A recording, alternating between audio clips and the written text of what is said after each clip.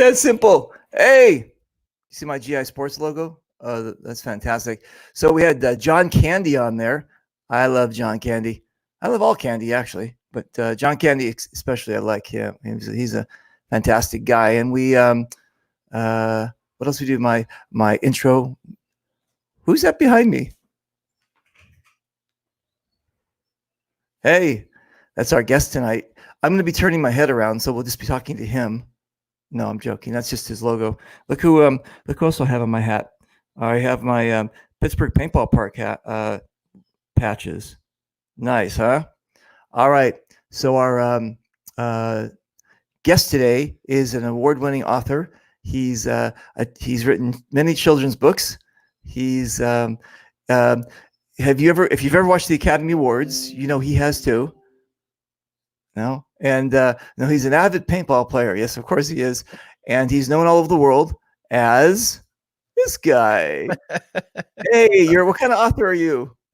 Not a good one, that's for sure. Dude, you got the wrong notes. I'm reading the wrong notes. You got the wrong guy. You got the wrong guy. Hey, tell everybody who you are. I'm Leadfarmer. Make videos. We do have a podcast called the Front on Paintball Podcast. I do a lot of stuff. Instagram. Just started a new group for content creators, and just a paintball player. That's the most. You're a great paintball player. Hang on a second. Check out those, you guys. Right. Look at that, huh? You pulled a very old one. Oh no, are you serious? You're no longer on YouTube? Well, I am, but I'm just joking. Oh man. Okay, so they can find you on YouTube. Yeah, Leadfarmer. So basically, anywhere I type Leadfarmer PB, I'm going to find you. Yeah, if you go on Instagram, there's a barber apparently named Leadfarmer Barber. So no, that's not me. No, how'd that happen? I know. I took it first, though. I was the first Leadfarmer, right after Robert Downey Jr. from the movie Tropic Thunder. So, and then I was like, I like that. Okay. So what does that mean, Leadfarmer? A farmer of lead. Bullets are made out of lead, and it was in the movie, and I love that movie. I was like, that sounds cool. It's nothing. It doesn't mean anything. It just sounds cool. I like it. It's cool. That's what it was. Okay. Yes, I understand you're from Canada. Yes, so I'll be speaking slower to you. I'm just joking. I'm just fucking with you. No, I understand you're from Canada, but I've traveled there a lot. I've been from Vancouver. Well, I haven't been to the Newfoundland. I haven't been that far. I've only been, the farthest I've been is Maribel, right? Yeah. So I've been kind of in between, but I love Canada. I love all the people and everything, and I love accents. And brother man, you don't sound like you have like a Toronto accent or an Ontario accent. I have the French accent. Yes, you do. Are you Quebecois? Are you yeah, kind of. Just by residence. I live here. Oh, originally landed in Ottawa though, but I live in Quebec, and French is awesome. I know you like poutine. Hang on a second. Where are you from originally? Oh, background is Lebanese. That's where I was born. We had that conversation before. We've never had this conversation. Yes, we did. Hang on a second. Okay, let's have it again. Let's have it again in front of everybody else, so we know that we'll never have to say this again. Assalamu alaikum. I'm sure. I'm not a Muslim, but sure. No, you don't have to. Okay. I don't know. Shalom with them. You don't know any Arabic? Yeah, I do. Of course, I speak 3 languages or 4, I think. Oh well, okay. So yalla imshi. That's a good one. Ismi Dahoud. That's pretty good. That's very good. That's very good. Very much. But you speak Hebrew, so there's a lot of. Well, also the other thing too, when I was in the Israeli army, you have to speak Arabic because of the people that you're around. Yeah, you have to. You kind of have to learn a little bit about that kind of stuff. But multilinguals. Yeah, so that's what I do on my show. I try to find out more about the person. So when somebody meets you on the field, they're going to go, I didn't know that about you. That's pretty cool. Yeah, right? well, most people think I'm just from Quebec, but you do. I mean, so when did you you guys your family was born in Lebanon? Yeah.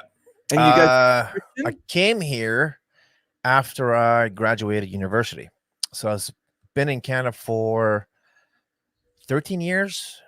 So I came to Ottawa, and then I moved from Ottawa to Gatineau, Quebec, which is a city right next to Ottawa. Right. So, But hang but on a second, hang on a French second. is my second official language. Okay, so hang on a second. Hang on a second. Just so people get this straight. Yeah. Lebanon, if you don't know where that is, it's like it's borders Israel, it borders Syria. Actually, I Yeah. think Syria owns it, and No, it doesn't. it does too. Syria's invaded it, taken it over, and then made it Hezbollah and the whole. Never mind. Anyway, that's too political. I Yeah, know. I it is. know my geopolitical stuff. Anyway, so basically, Yeah. what it is it sits on top of Israel. Yeah. Lebanon, back in the way back, it was called the French Riviera of the Mediterranean, basically, Yeah. of the Middle East, right? The Paris of the Middle Paris, East. Yeah. right? And it was it was. I mean, there was Muslims, there was Christians, there were Baha'i. Everybody was there, and everybody Well, got along. it was actually 18 religions, including they call the Israeli religion, which is the Jewish people who are Lebanese. Right. Correct. You are. And here's the interesting. It was an amazing place. I mean, before we started getting all this other bullshit happening, but basically, it was an amazing place. And then actually, during the 1982 war, Israel kind of went in there and like slapped some people around because, well, basically the PLO were sitting on the border and they were controlling everything. So Israel went in, but the Christian Arabs welcomed them and said, we want to get back to the way we were, where people were bathing on the beach with bikinis and things like that. We want to have our country back. They're still bathing on the beach with their bikinis. That will Are never you serious? stop them. Oh yeah. All right. I grew up in a place north of the capital called Junia, which is a tourist city. It still is beaches, bars, really good, nightclubs and stuff, and still is. That will never change. That'll never change. No, it's the culture there. People do get along, but politics, their religion, right? I mean, anywhere, any country in the world, when you start adding these issues, these problems, it's not going to be a great place to live. Correct. That's why, for example, being Canadian, it's just such a diverse place and tolerant, and people get along no matter what your religion is.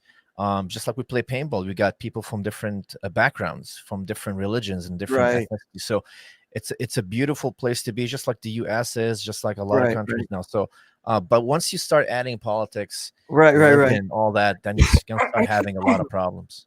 Right. So, I'm guessing on the age you're about 32. Me, 35. And dude, I didn't even know. Older and wiser. Dude, I'm just going by this. Are you using do you use oil of Olay? What do you do on your face? Because you're looking very young there. So I just shave and put after shave.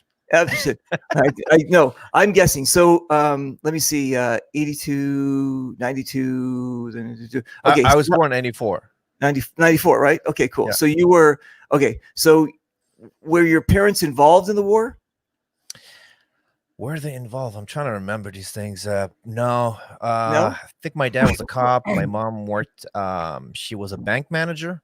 Okay. So we stayed away from all of it because at that time it was actually civil war. So people, civil war. Yeah. So it's very like I remember what I know from history is that Christians were fighting Palestinians, the PLO.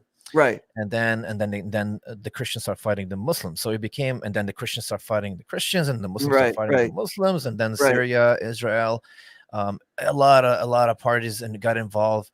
So my family have always been the type that stay away from that because they had friends from East Beirut and West Beirut. So the Christian part of the city and the Muslim part. So they had friends in both religion, and I grew up Catholic, so they try to stay away from that, and they were able to keep us safe, obviously, because that was a very tough part. Like the 80s were really bad. It was really bad. So did you graduate from college there and then leave, and did the parents still stay there? Yeah. Well, my father passed away. My mom stayed there. I graduated from university. I did business marketing, and then I decided there's no job, so I decided to find a new country, a new home for me. And Canada was perfect. It's my home. I consider myself to be a Canadian, and it didn't have to change much. Like it was the same ideas, the same principles. They were mine. Democracy. Who doesn't like that? Great beer. Who doesn't like that? Great paintball fields. Well, okay, so let me ask you this though: did you have to apply as a refugee to get in, or was it easy to get in? No, I wasn't a refugee. I was just immigrant. So I left Having a diploma does really help you out as well. Right, exactly. I think I came on Saturday. Tuesday I was working already, so I start Dude, are you working and serious? never stop, buddy. I love Canada. That's Oh, amazing. What a great it's story. for me, it's the greatest country in the world. That's Nice. why I Okay, got my so Canada flag. yeah, so you okay, so we got it straight. You grew up in Lebanon, you graduated from college there. Yeah. You decided that there's no work and you're just gonna pop over. Why did you choose Canada? Did you just throw like a dart at the map? I had family in Canada. They've been here for like a lot of generations. Some of them I have my cousin's been here for 30 years. My Okay, uncle's been cool. here for like 50 years. I have Nice. family in the US, Let me in guess, Michigan. Dearborn, Michigan. Yeah, Michigan. There's a couple of cousins. Actually, my cousin is in New York. He's a doctor there. Yeah. My in-laws actually live in Miami. Oh, wow. That's Yep. amazing. Yep. All right. Well, you guys, let me give you a little quick thing here. The Lebanese, the Christian or Catholic Lebanese are considered like almost like the Jews of the Middle East, because when you think about when people leave the country, a lot of times they leave for work. And a lot of times what happens is the merchants are the ones that leave throughout history. I mean, since the beginning of time, the merchants are the ones who created the Silk Road, whatever. So that's why I was kind of, asking all these questions about him, because there is something, a lot of Muslims, they will leave, but they would like end up in a mosque or something else. A lot of the Catholics and Christians, they actually start up, they're entrepreneurs. They go out and they start businesses, right? They do all this kind of stuff. So he's kind of following that history basically of like, leaving Lebanon. And listen, the reason I'm saying Lebanon is because I know all the countries, there's Jordan, Egypt, there's all these, and some of these people don't leave, right? But Lebanese are they're very big in the entertainment business in America. They're very big in our commerce all over. I mean, all over the place. There's something special about you guys. Because we're very westernized. Like, right. If you're there, you're speaking French and English Exactly. already. So when you come in, when you travel, you already know the language, which makes it so much easier. Correct. And then just the way, like for example, like Italians, when they came, like Irish, when they came to the US, they wanted to work, they wanted to have a better life. So they work really hard to achieve that. We have the same, the same ideas, the same ambition. And I think that's why. And we kind of adapt those countries. They become our home. They're not a hotel. You know what I mean? Like when I say I'm Canadian, I believe in that. Dude, I wouldn't have, And if people are watching this, I would have said you're a Quebecer. You know what I'm saying? Yeah. That's immediately. I'm a Quebec. I'll take it too. I love Quebec. I love Quebec, dude. I love the people there. Quebec's They're awesome. so amazing. Have you played Maribel? Oh yeah, we played together.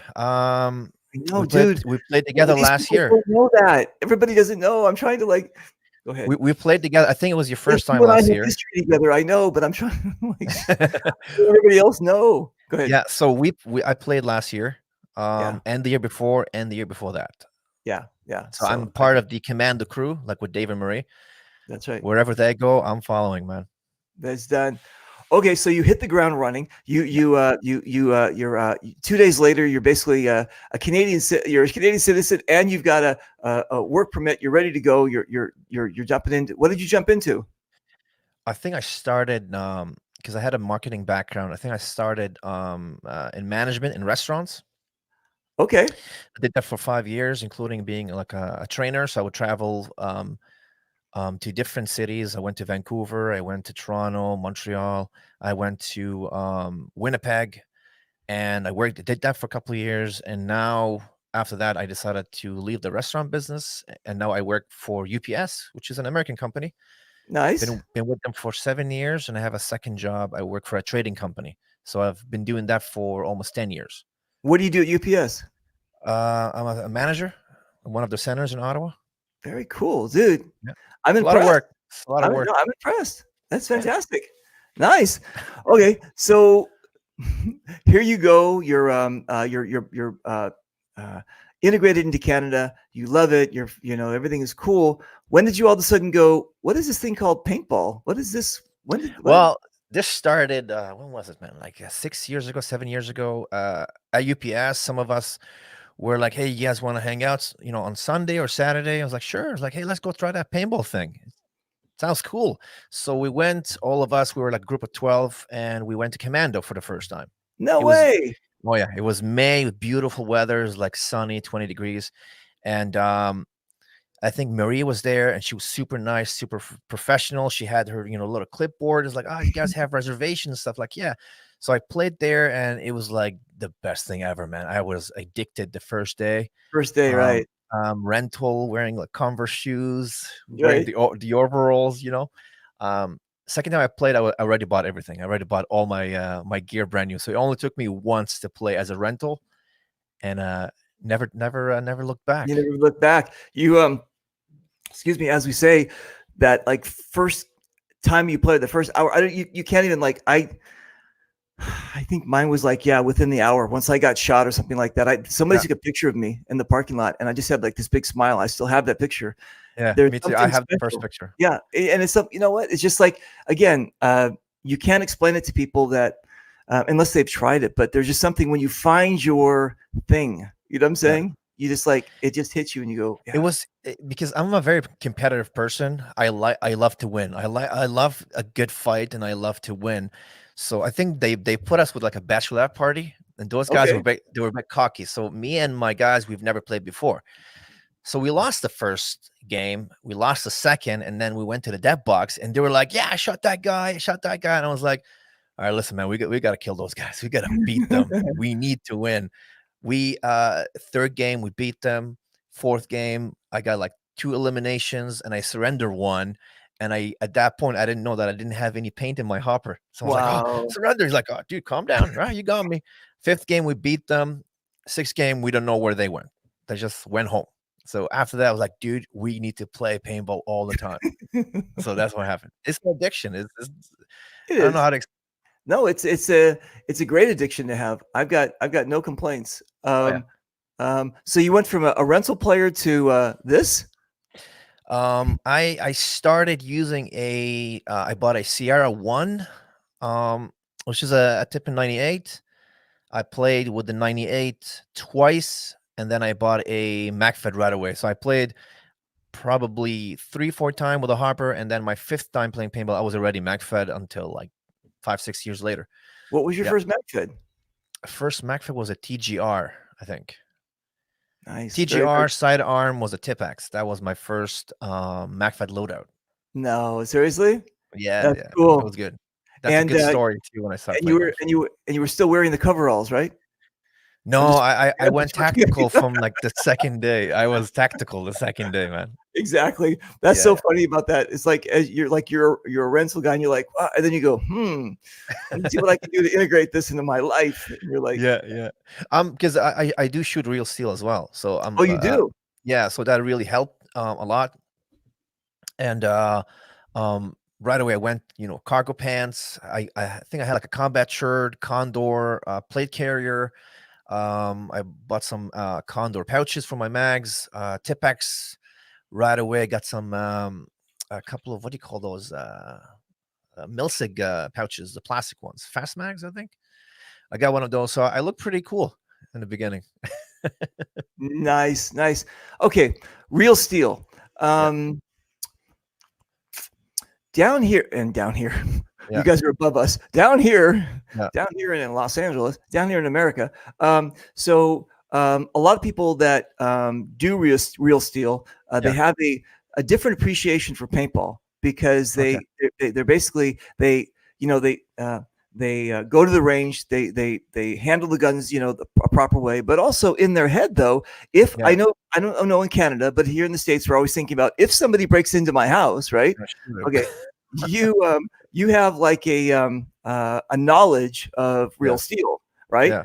Okay, You have uh, to in Canada. you wait, you have to. If you're shooting guns in Canada, you have to do the test. You have to do There's a a test, course. Yeah, a course. yep. What are you talking?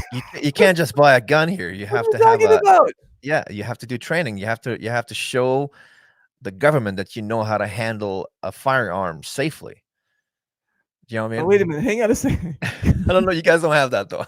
You guys can go to Where do Walmart. you where do you Give me go? give me that AR. The Department of Motor Guns or something? What do you? How do you? No, there's certified trainers that can do the test for you. Okay. Like I went to Cabela. Cabela is like a fishing hunting store, and you just do it there, and you get your license, and there you go. Okay, cool. All right. You know what? Kind of makes sense. Did they have to do a background check, make sure you're not from Lebanon or Oh, anything? 100%. Fuck you. Yeah, they do. And it worked out fine. I guess I missed that part. No, it's good. No, so I only thing I own as far as real steel is a shotgun, a Mossberger. Is it Mossberg or Mossberger? Mossberg. Mossberg. Yeah, I shot bought it one of those. during Pretty cool.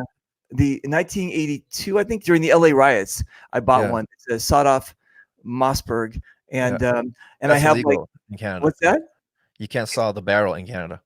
Oh, well, and it just has a grip too. Maybe I should show you guys, but it basically just has a grip. But so, and I didn't know what to buy as far as like home protection, so I bought slugs and buckshot and and even some that are blanks. I always thought that like I'm gonna put a blank one in first so I can shoot it in the air and scare the guy away. Because you don't want to kill him. You want to scare him. You want him to I'm leave. not doing this the next time.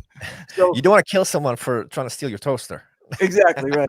So no, but it's interesting to me though, because I was in the military, but I was like that was like one phase of my life. I don't apply that really. I do kind of a CQB stuff, but if you ever watch me play, I kind of just have pistols and I just walk towards people. And in the military, your real skill, you wouldn't be like just walking. No, you wouldn't be doing bah, bah.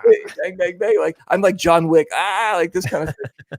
Anyway, so I don't have that kind of thing. With you though, you have the real steel. So when I've seen you play, I can almost see it now, right? You're kind of adapting. It's not more like training. It's like I've been watching a lot of training documentaries and stuff like that. I do have a good knowledge of some tactics and stuff like that, but for the most part, it's just experience from playing paintball. That's how you get good. Right. Some military stuff you can apply, others you can't, other won't work. Like if you see a lot of training videos on YouTube, like shooting real steel, you'll notice that a lot of them don't really switch hands, right? In paintball, you kind of have to. So there's a lot of differences and stuff. But when it comes to, if you're a MacFab player, reloading, for example, it's something you can actually apply from real steel to paintball. So there's a couple of things you can use. But I guarantee you, if you put a bunch of paintballers versus military guys, I guarantee you 9 out of 10 paintballers will win. That's my opinion. No. I've seen that. I've seen like, the Joes versus the Schmoes kind of thing, or I've seen that kind of thing.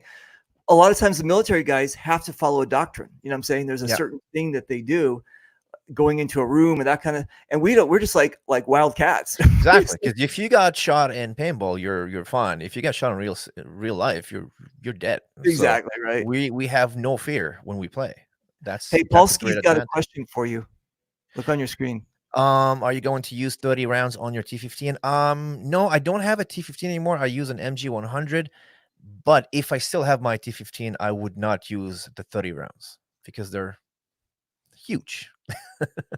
I like well, the 30 round from First Strikes. It's a new mag. It's huge. It's a very, very long magazine.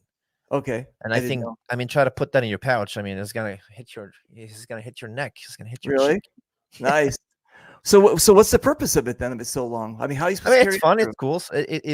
Again, when it comes to paintball and MacFed, it's all about your personal preference. You might like it. You might be killer with the field using that 30 round. For me, I'll probably stick with the 20 rounds. Okay, cool. Yeah. I got it. I would use, for example, there are 11 rounds. I would use that for the bolt action marker because you got 11 rounds. You're shooting first strikes. Nice, right? Again, I don't. The 20 rounds are great. They work. It's a good size mags. I do recommend it. Cool. Who's this guy? Oh, that's me. that was taken a couple of was like 2 weeks ago. I was shooting a MacFed loadout, and my girlfriend took that picture. It's a great picture. Yep. It's all fake. I'm just posing for the camera here. All fake. All right. Well, listen, that's kind of funky when people like a lot of times when Wolf gets a lot of shit for that. Where like he's like posing with the camera. People are like walking around him in the parking lot and he's posing with it. What's fake? I don't know. Listen, as long as you're playing Yeah, and you're keeping it exactly. real on the field. That's all that If, matters. if you're out, I mean, if you're staging for a picture that's going to be you're going to be using for publicity or something like that, Yeah. I think it's cool, right? Yeah. I mean, like, yeah, but I mean, like, if you're like Bear Grylls, where he was like, we're out in the middle of the wilderness, and all of a sudden the camera lifts up a little bit and you see a hotel behind him. Have you seen that? Yeah, That that's not the same thing. Yeah, exactly.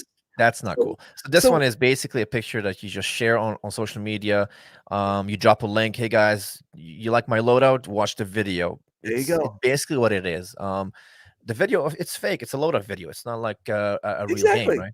But Yeah. we get a lot of shit all the time. We always get a lot of shit from people of like, Yep. you're not doing. We've already dressed up. We're already at the park. We're already doing what we're doing. Now we're, Yeah. taking advantage of the situation and like, Yeah. okay. You know what it is? We've done an episode. We one of the first episode we did on the Frontline podcast is we were talking about e-celebs. Are they good Wait for a the sport or minute. bad? I wasn't invited. Oh, because I'm not an e-celeb. I forgot. I was. You're the e-celeb. I'm not an. You have to when you talk with me, you have to drop the e. Just drop the e. Yeah. Okay. Yeah.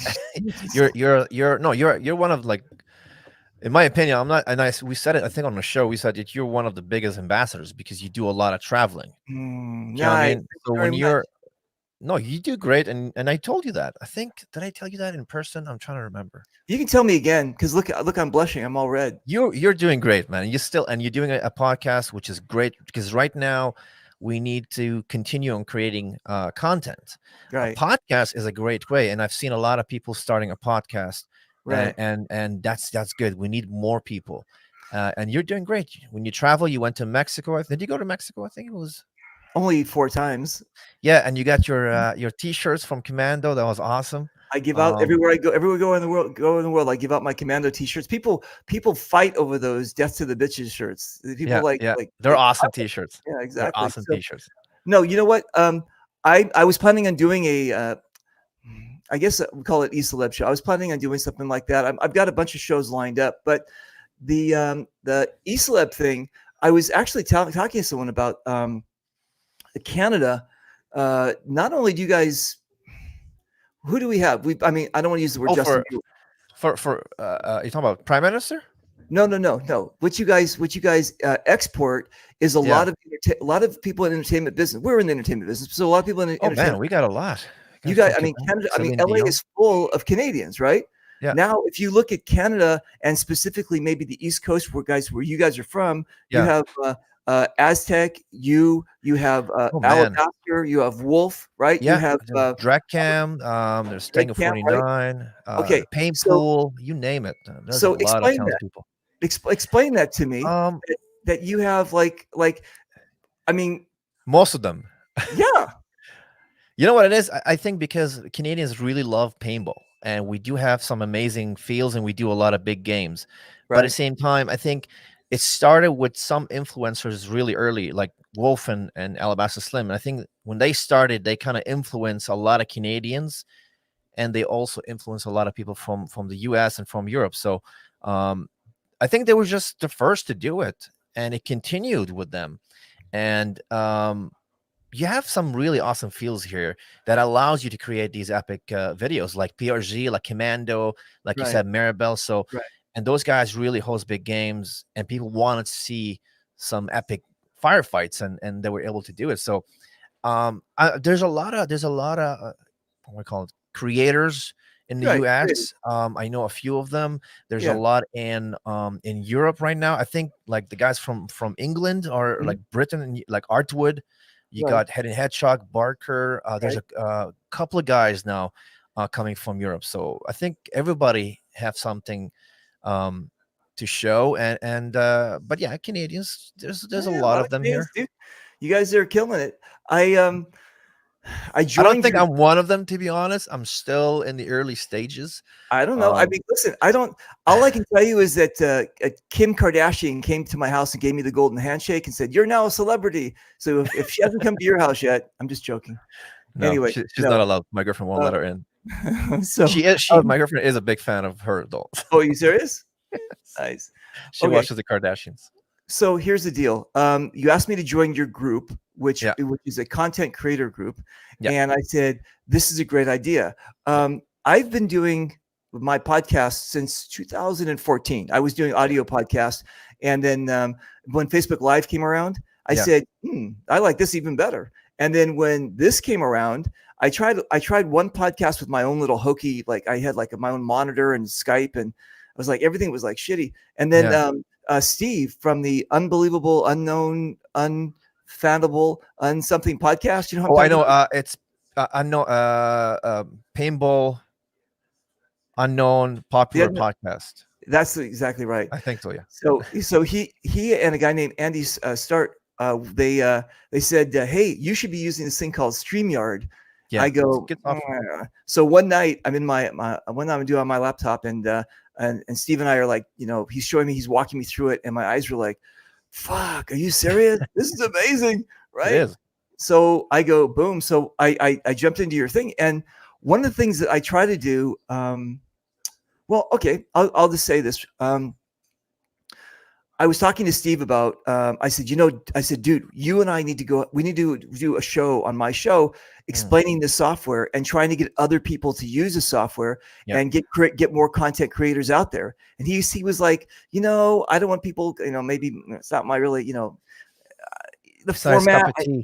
Yeah. And I'm like, okay, I'm going to do this. I'm going to get a show, and I'm going to do my own show, and I'm going to get people, other podcast guys on my show.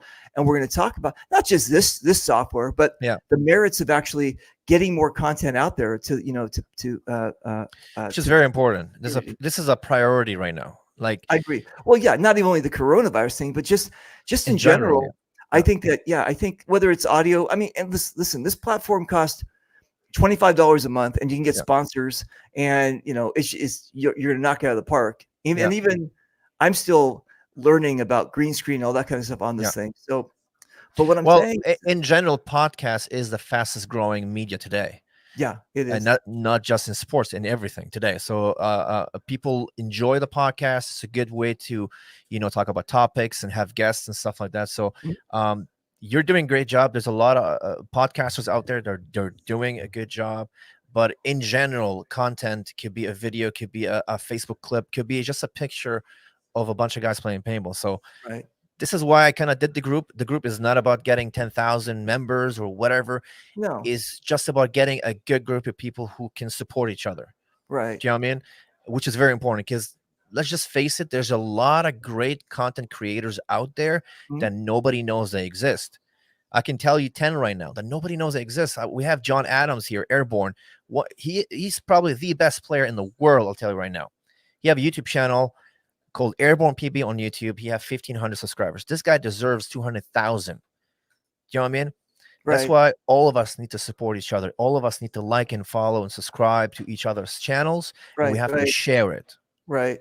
Well, what I was saying is that on your group, I was looking there and I go, wow, I didn't realize there was, again, like you said, so many other out there. When I started doing it in 2014, it was me behind the bunker.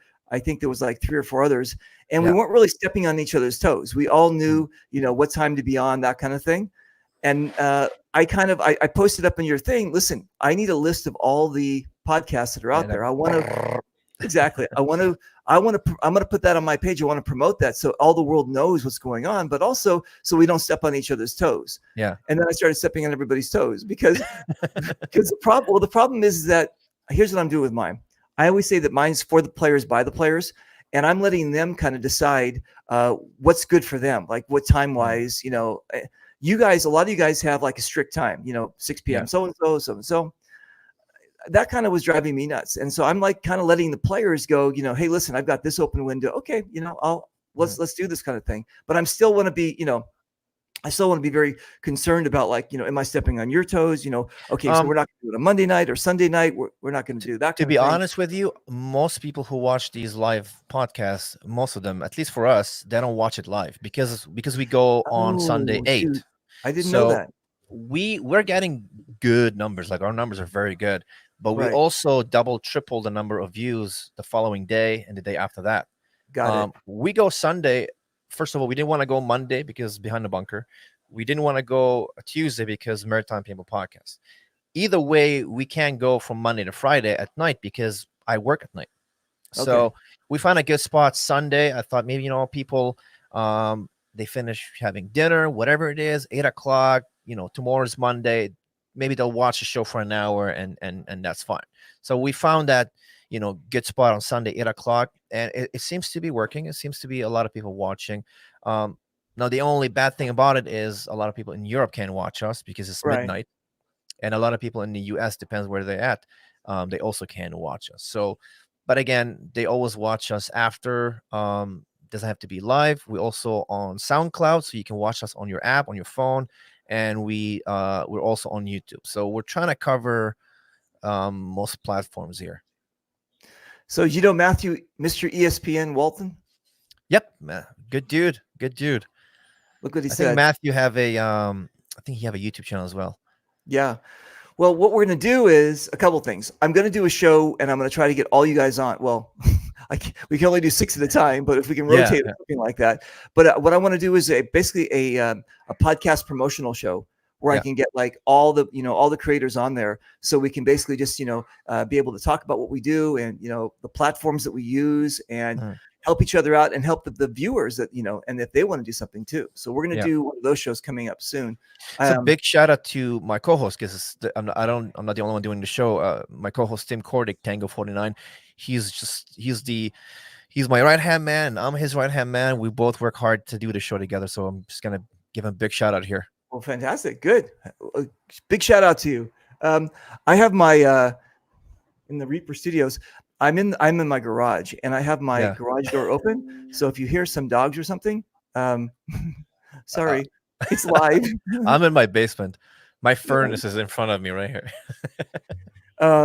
Nice. Yeah. So it's 313. Matthew is Matthew with 313, right? 313 Mutants. I think so. Yes, I think it's so. his team, 313 Mutants.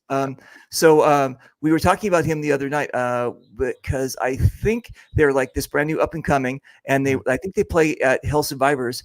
You see, I get paid every time I mention Hell Survivors because every show I've said Hell Survivors. So I'm just joking. No, you must be a rich man. I'm a rich man. So from paintball, that's rare. No.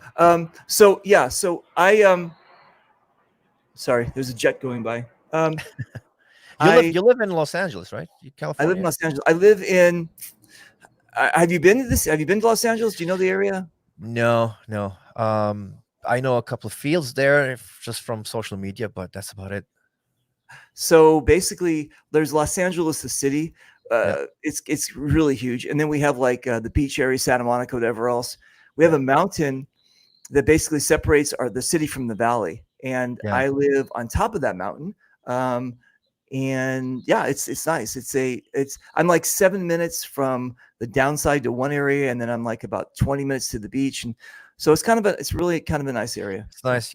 You guys have the beach. You guys have the mountains. California's nice. I like California.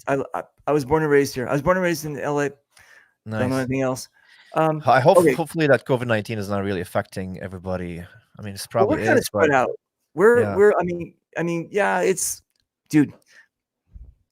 I was gonna do a controversy. I was gonna do it. What is it? No, what are they called? A conspiracy. That's the word I was looking for.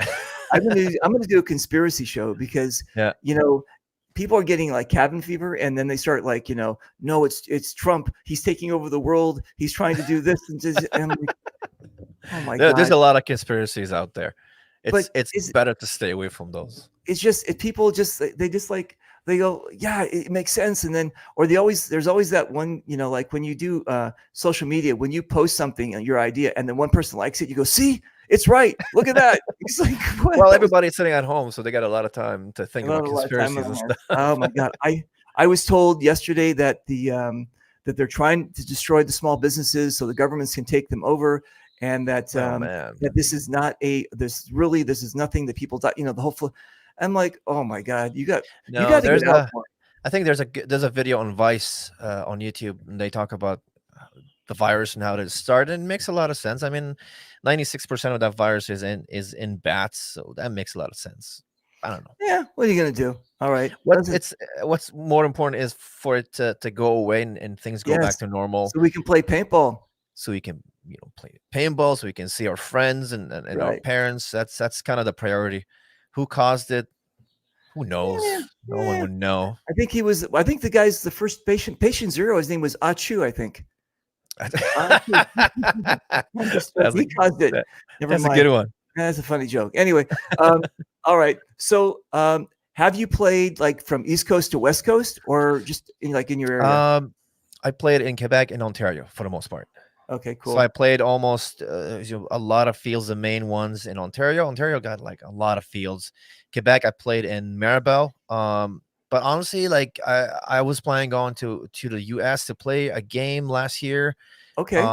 It was at the same time as Battle Royale was happening. Okay. So Battle Royale is you got a lot of players like Greg Hastings and Headshot Slim Wolf. So it's a good opportunity for me to shoot a lot of E celebs.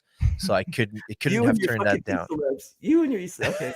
All right. All I right. love E celebs. No. Uh, I know. I was actually. I was like I said. I was thinking about actually doing a show about the E-celebs. We did a show a couple years ago when I was doing the radio show about E-celebs and that kind of thing. And there's this interesting thing though. There's a lot of people that that come into our sport and Yeah. they just want to be players. They don't want Yeah. to be, they don't want to be whatever, the Yeah. motivators, influencers, whatever else. Yeah. And then there's some people that like, whatever, maybe they weren't a rapper outside of our sport. They never made it. So they came into our sport and they, then they're like, well, this is easy because, Yeah. people listen to me. And it's crazy because I've always been told, I've been doing this thing since 2008. And I've always been told that a lot of these e-celebs or whatever, sometimes Yeah. they have a shelf life, maybe like 3 to 5 years. They burn themselves out, or they burn too That's many. true.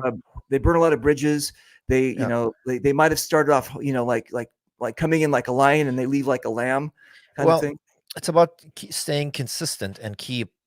Like I was talking to Alabasta Slim, and it's called he calls it feeding the machine.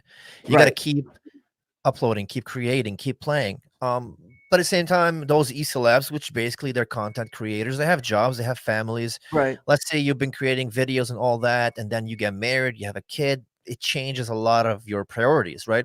right, Um, but some of them are still like Wolf. I mean, kudos to this guy. This guy's been making content for so many years. He's been playing right, everywhere.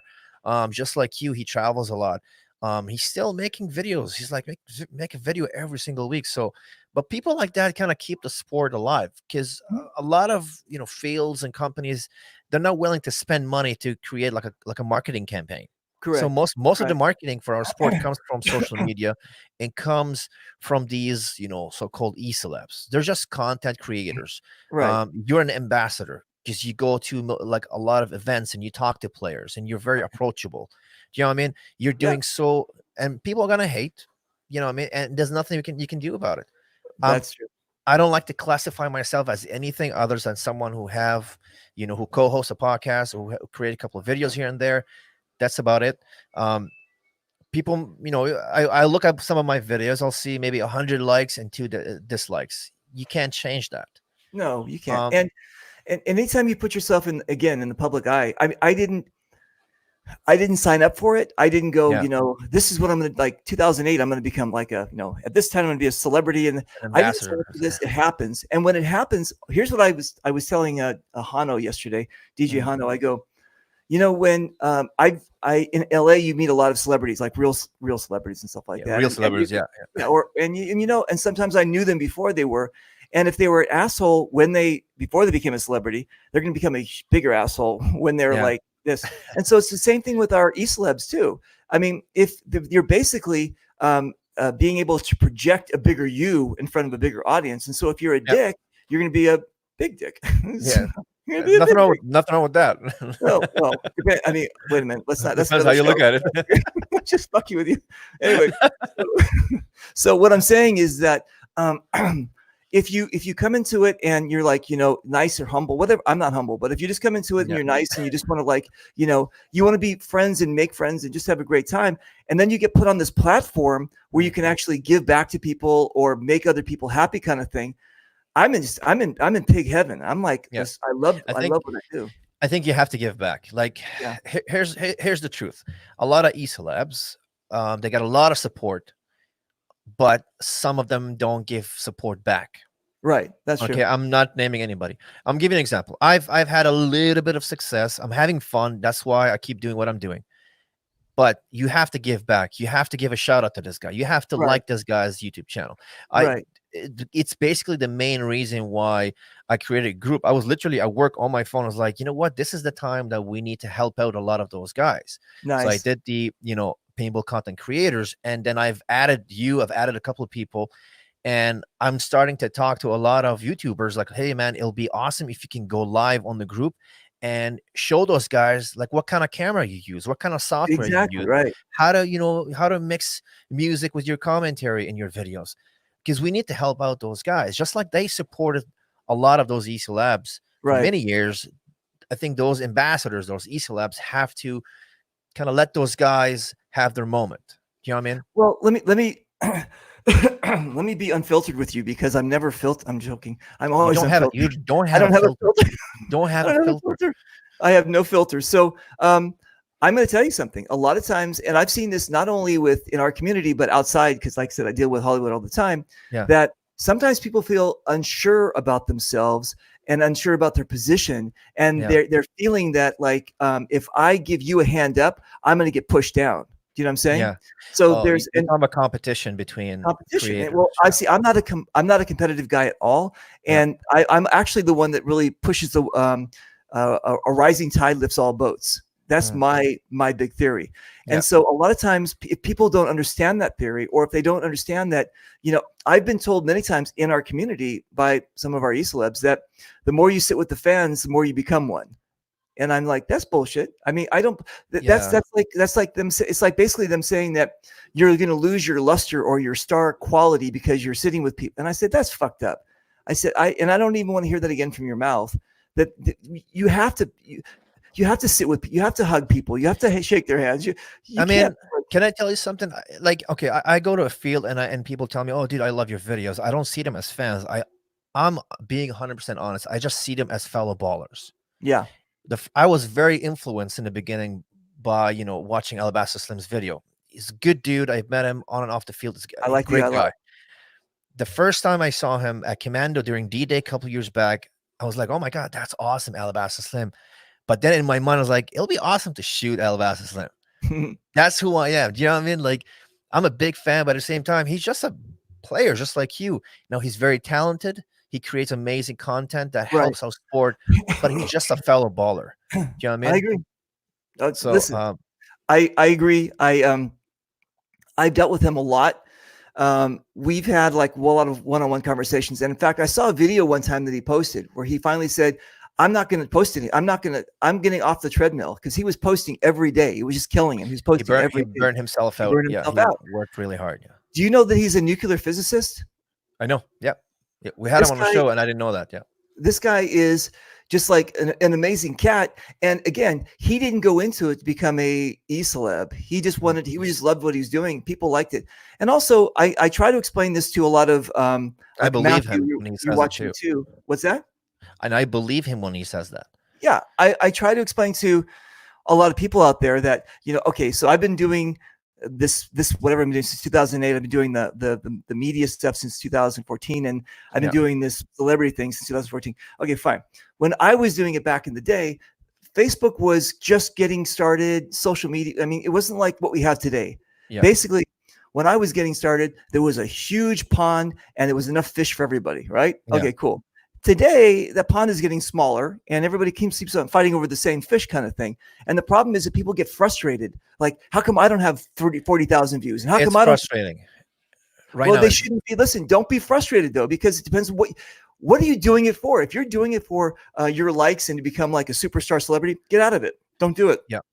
But if you're doing it for your heart, you're gonna have an amazing time. You make great points, but here's what it is, right?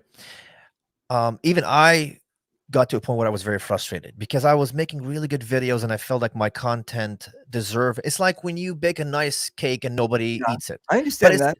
but I'm giving you for free. Here's the cake, eat it. You'll win. You're not gonna lose by trying the cake. So a lot of people who create content, right? They're working really, really hard, but for them to stay motivated, they have to have a goal. You have to have a Right. goal, either to get maybe, I don't know, 100 subscribers per video, or you want to get, let's say, 500 views. And a lot of those guys are getting discouraged because they're not achieving their goals. Right. And that's because of there's a fact today there's a lot more people creating content today compared to 5, 6 years ago, where the GoPro was still new, Right. Facebook, YouTube. Right. So this is what's happening to those guys. But my advice to them is, if you want to create content, first of all, you have to enjoy it. I make video because I love making videos. Right. I played on D-Day last year. On Sunday, the game was done. Monday, I uploaded my video. Wow. I Great. spent 5, 6 hours because making videos, making content is something fun for me. Like you Right. said, Mark is a nuclear physicist. I work 2 jobs. The only free time I have is Saturday, Sunday, and I have to split that time between, spending time with the girlfriend and spending time with my kids and doing a podcast, YouTube videos, Right. Instagram, the whole thing. So why am I doing it? I'm not getting money from it. I'm not, I don't believe in, celebrities in paintball. We're all players. Mhm. The only reason why I do it is because I enjoy doing it. It's fun. Correct. And You've got to enjoy doing it. that gives me, the passion to do it. And I always set goals for myself just to stay motivated. Like, oh, last Mhm. year I wanted to get like 1,000 subs, which is a very small number. I'm not getting like 100,000, but I put that number so I can be motivated, so I can Right. work towards something. Right. And now that I got it, I feel better. And now I'm gonna, keep making videos because I actually enjoy it. So Yeah. that's my advice to people. You have to enjoy It's doing it. it's amazing advice. And the thing is though, I mean, people will listen to it. They'll go, yeah, and then they'll like, well, how come I don't have so and so subs or that? Okay, I'm just going to tell you guys this and take it any way that you want because I speak obviously without filter. You got no Okay, filter. no filter. I have no filter. I don't even wear underwear when I play with a kilt. So Oh, that's why forget you're like about it. commando. Okay. There you go. I'm commando. There you go. Anyway, so so here's the deal. You said that I'm like up there, right? You said that as far as like the e-celebs or whatever else, I'm kind of like what? Am I in like I think you're higher than an e-celeb. I think you're an okay, ambassador, okay. and everybody knows who you are. So okay, fine. Everybody knows who I am. Do you know that I have the lowest subs and the lowest likes and the lowest followers than all of you other guys? Do you know that? I do know that. Okay, so then let me ask you a question. How does that matrix work? That doesn't make any sense. If you guys are like Okay. trying to get 1 million subs, I mean, what do you look at me? I never ask anybody to like or subscribe. I never ask anybody to follow me. In fact, listen to this. Are you sitting down? No. Every day, okay, every day they have the Facebook says, hey, it's so-and-so's birthday, right? So I've got 5,000 friends on Facebook. And what Yeah. I do is I always send those 20 people, whoever's birthday it is, I send them a birthday thing, right? Yeah. But what I do though is I go through each one, whoever's birthday it is, to find out if they've posted on Facebook in the last 6 months or the year. And if they haven't, boom, I delete them. So I'm doing the opposite of you guys. I'm actually killing my subs that aren't active because I don't want this fake sub kind of thing. I'll tell you what it is. You have the biggest influence. You have the biggest reach, in my opinion, right? You might not agree, but this is the way I see it. Because most people who know you, most people who follow you, who like your content, are actually people who met you. And that's huge. Right. You know what I mean? You've talked to these people. You've played with those guys during your pistol challenge and all that. A lot of the guys that, for example, they know like the big names, they have never met them or they've saw them once at a big game. But right. your followers, and there's many of them, a lot of them, they met you, they talked to you, they played Right. against you, they know who you really are as a person, and Right. that is priceless. You can't put a price on that.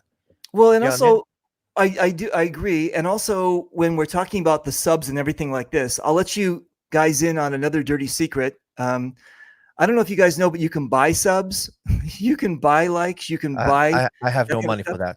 Okay, but what I'm saying is, again, if you're basing your celebrity on the amount of subs or likes or whatever else, look at our e-celebs around us. And I'm not saying they all do this, but I'm saying some are kind of, if you click on one of these like links that they have and it goes to Betty in Oklahoma and she's a homemaker and she has no idea about what paintball is, but somehow she got on a list that she was on that she made $10 for.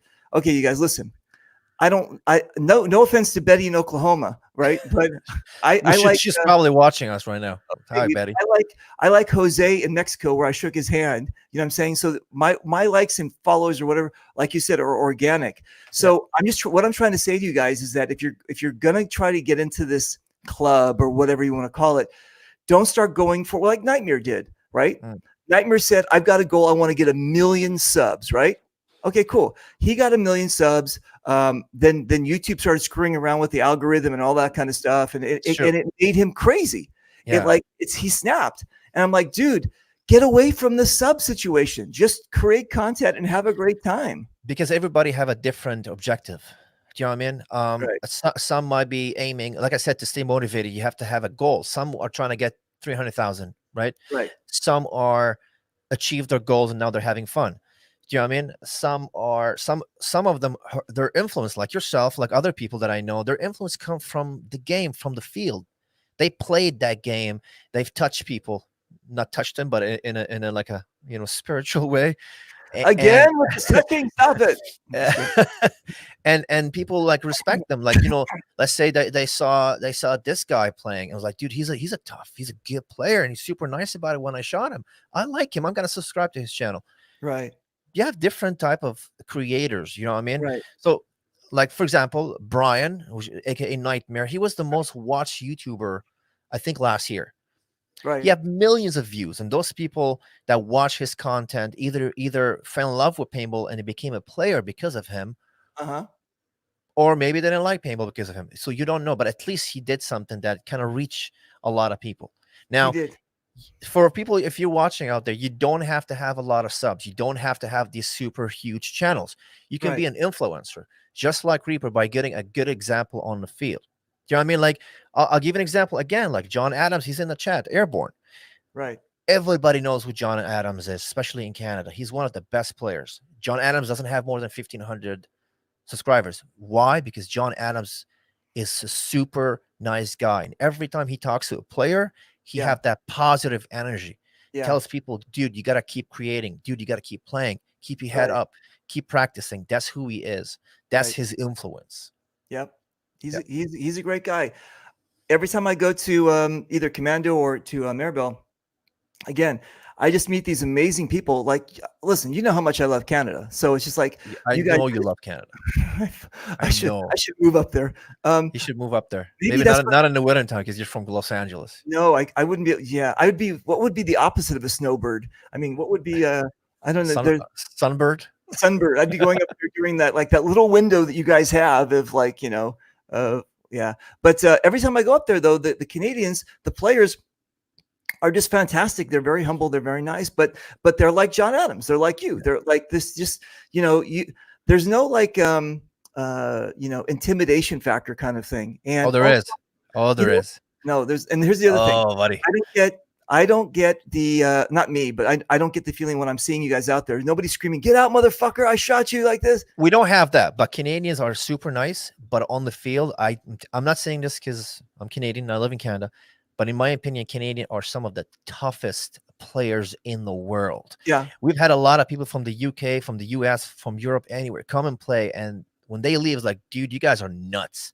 Right. We're nice, we're polite. We treat paintball as a sport, so we act like that. But on the field, it's a whole different ball game. They're aggressive, they're tough. Yeah. There's no surrender rule in some games, man. We've done first strike CQB indoors last year. What?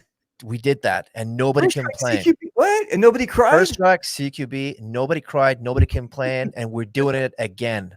Wow. We had 4 fields, 4 events by Synergy Paintball PRG, 4 events, MACFED only, with CQB first strikes. Nice. That was supposed to happen this year. Dude. Tough as nails, man. But again, a lot of tough players in the US. I mean, you guys are maybe probably the biggest country when it comes to paintball in the world. Europe, in Germany, in Poland, in France, in the UK, really tough players. Yeah, there's everywhere. But we have a reputation of being super nice. Well, I've shot people and I apologize after. That actually did happen. Do you know who the toughest players are? The unknowns. No, you knucklehead. The ones below. You guys are above us. The ones below us. Mexico. Yes, the Mexicans. Well, first off, they're all liquored up, so they don't feel it anyway. On tequila, dude. I'm telling you, sometimes masks are semi up. Sometimes, I mean, and listen, FPS. That's like a suggestion. They don't even know. I'm just like, it's crazy. It's optional. Oh, dude, sometimes you're playing and you hear first strike going like this. Fuck you, Fuck you. These years are going by so quick. Dude, I love Mexico, and it's just crazy town there. And, it's the cool thing about Mexico, though, with Mexican players, they're like the Canadians. Off the field, they just want to hug you and stuff. Yeah. But yeah, they're very aggressive there too. But I mean, you're getting beat up. I mean, really getting beat up. They're tough. They're tough. I've always said it. Like there's so many great players out there. The best players in the world are those who don't own a GoPro, or those who just out there just to have fun and play. And these are the toughest players, man. And when we try to promote the sport, we're doing it for them. We're making sure that they still have a field opening and running and doing big events. That's what we're trying to do here. I'm trying to be humble. I'm trying. I'm not saying I'm succeeding, but there's a mission here. There's a goal here. I like it. I'm going to be doing, I think on Tuesday, 7:00 Eastern time, you guys, we're going to be doing a Canadian field owner show. And I'm getting, let me see, Commando on, I'm getting Wasaga, Maribel, I believe, and Flag Raiders. I'm getting all those guys on, and we're going to be talking about the situation in Canada, what's going on with you guys, about what's happening.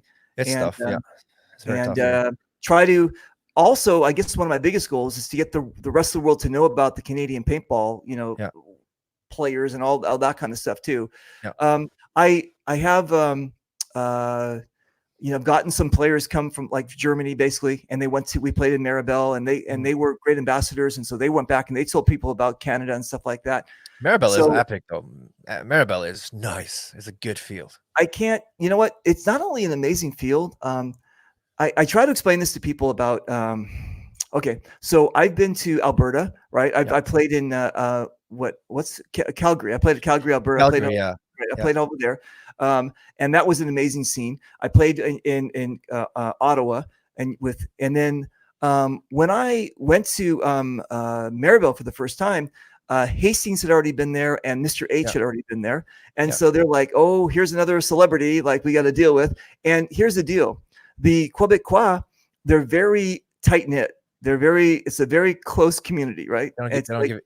Quebec don't give a shit. They just want to kick ass on. They're crazy. They're crazy. And here's the thing about crazy. There's in the Quebecois basically in the Montreal Quebecois nature, there's the French Quebecois and the English Quebecois, right? Yeah. So even amongst them, there's a division that unless you're a Franco, you're not really whatever. Okay, so I'm coming in as this American guy. And I've got a kilt and whatever. And so I've got like this, I'm like already got the 8 ball behind me. And I had to go in and I had to prove myself. So 3 years later, I'm always going back. They're singing happy birthday to me in French. It's like, it's just crazy, right? Okay, cool. But the thing is though, I fell in love with, again, I not only fell in love with Canada, I fell in love with the Quebecois because they are it's almost like farmers or like they're not city folk really. You know what I'm saying? They have a lot of energy. When you go there, they're just insane. Like I played in Maribel. If you guys are watching, you don't know what Maribel paintball. They have this trench area. It's literally a trench that separates the two teams. Yeah. And you have to go through it. Yeah. That is brutal. And you have the referee is in the middle getting lit up. Yeah. And he's literally yelling at the two teams. I won't say, like, move up. And he's getting lit up. And it was like, people are screaming. People are shooting fireworks at each other, smoke grenades. Dude. I go there just for the trench area. Oh, yeah. It's just amazing. That's amazing. They have these, they have like, I don't know how many, I think it's 100 acres. I don't know how big of the thing is. 7 million square feet with 30 playable maps, I think. It's one of the biggest, but it's not just a big field. Every field, they have like a Viet Cong or Vietnam village. They have Apocalypse. You see a real plane crash and there's like a tunnel on the ground. They have the trench area. It's an amazing field. It's probably after, like I have my favorite 3 would be probably Commandos, my local field. I love Maribel.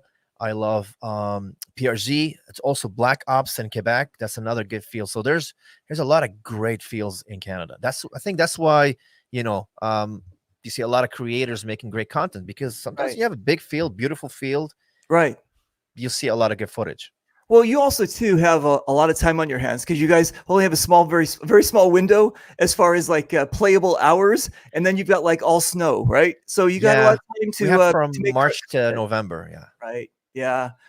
So listen, you guys, if you want to do a tour of Canada, I would suggest you go to Alberta, go there and hit those places too. That's kind of more of a cowboy country kind of thing. Yeah, And if you want a beautiful, more of beautiful. the city, Alberta.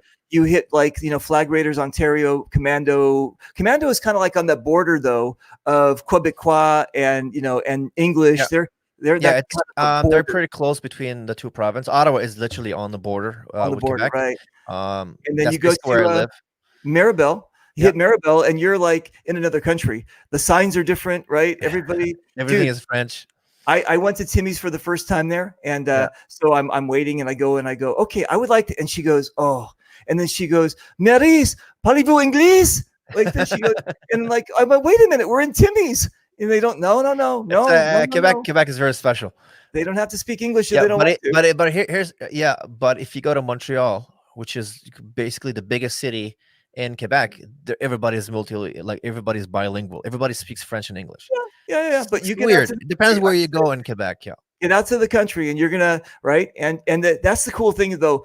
When you've made a friend with a Quebecois, a Quebecer, is when they break their teeth to try to talk to you. You know what I'm saying? Yeah. They'll speak to me in English, and they're like this.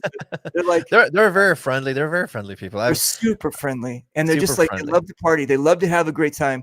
They love their parties. It goes crazy. So you guys listen, hit up Canada if you guys want a great time to go play, and just anywhere you throw a map of the or a dart at the map, you're gonna have a great time. Okay, brother, listen. Thomas wants to say hi. Sorry guys, what's up, Thomas, Michael, Matthew, Mark, Jason. Jason, I will be going to the US hopefully next year. I need to play there for sure. I was supposed to play last year, but it didn't work out. So thank you guys, and happy Easter. We didn't say that. Did we forget to say that? Dude, well, that's for you. I don't celebrate the zombie days, so it's like you Zombie days. Happy Easter Happy to all Easter. you. But no, I love the peeps. I love the little marshmallow things, and Yeah, I love the hollow chocolate, the bunnies and stuff. And dude, Yeah. everything's on sale here because nobody's going shopping, so they have to get rid of it. So Yeah, I'm yeah, I'm in chocolate bunny heaven with all these like I'm trying to cut down on chocolate, focusing more on beer. That's what I'm trying to do these days. beer. It's impossible. And All right. whiskey. So you got a show coming up tonight, right? Yep, I'll be at 7 o'clock. We have Artwood from the UK, amazing ambassador, YouTuber, whatever you want to call it. He's from Wales, and we're going to have a good chat, talk about content creating, and talk about his loadout, talk about his marker and all that. So it's going to be a good show. Nice. Did we miss anything? Do you think you wanted to cover before we pull the plug? I want to thank you for having me. I want to thank everybody who was watching. I want to tell you, you're doing great. You're one of my favorite ambassadors. And I love you like too. You keep it alive. Yeah. Okay. I'm Anyway. just too nice, eh? I know you're very nice. Eh? All Canadians are nice until you turn your back and they go, I don't really mean that, eh? Or when you say sorry, you go, oh, like they ran over your foot with a truck. Sorry, eh? Not really. Like you got nothing on us, buddy. I got nothing. It's the only thing you got. You guys are amazing. Okay, so listen, you said 7 o'clock, but you forgot to mention Eastern Standard, Western. You forgot to mention. It's Eastern. Okay, thank you. Because we have been having problems with that. You guys in our content chat room, you got to put down. We become very like local centric, and we're like, yeah, it's 7 o'clock.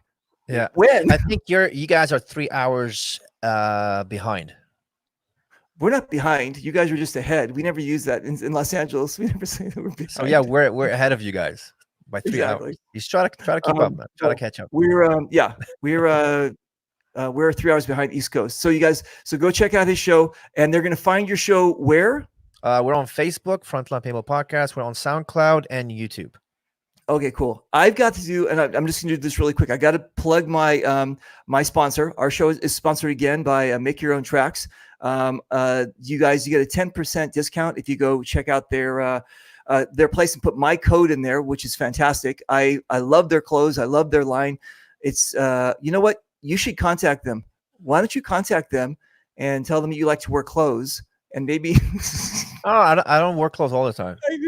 Yeah, only for the shows, right? Exactly. Sometimes I don't. Just contact them and tell them you want to help promote their stuff.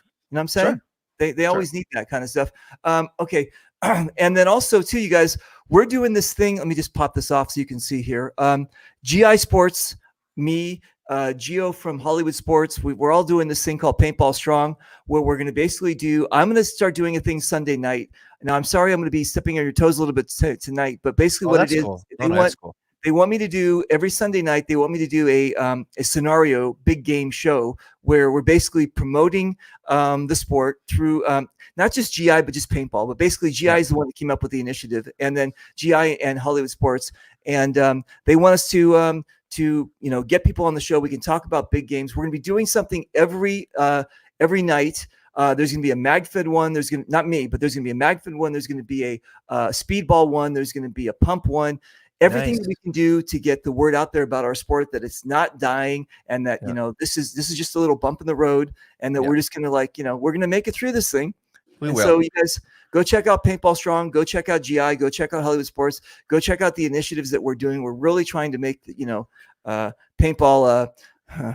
paintball great again. Yeah, paintball great. Something that's not just gonna be like I remember paintball. Yeah, don't remember. It won't happen. It'll be fine. Exactly. Okay, my brother, listen, don't run off. I'm gonna pull the plug on this one. And ladies and gentlemen, thank you very much for watching. Let me do my where's my outro video? Here's my outro video. We're gonna do the outro video, and then we're gonna bid you adieu, as they say in French. Adieu. Adieu. Close enough. Au revoir, Shoshana. That's a good movie. And then this thing.